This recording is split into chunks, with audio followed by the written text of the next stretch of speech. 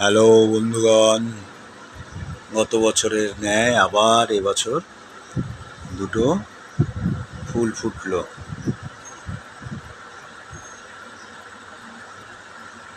আপনাদের দেখাচ্ছি, দুটোই 9টার আগে ফুটে উঠেছে। একে ব্রহ্মকমল বলা হয়, নাইট কুইন ব্রহ্মকমল। গত বছর এইরকম সময়েই ফুটেছিল। আমি করেছিলাম ভিডিও, আপনাদের সবাইকে পাঠিয়েছিলাম। এইবার দেখুন, এখন রাত 12টা বাজতে যায়, পুরোপুরি প্রস্ফুটিত হয়ে গেছে, সুন্দর মতন হয়েছে।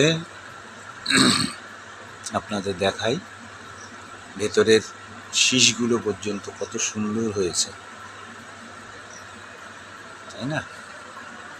এই গাছটি বিগত কয়েক বছর ধরে এই সময়টাতে প্রস্ফুটিত হয়।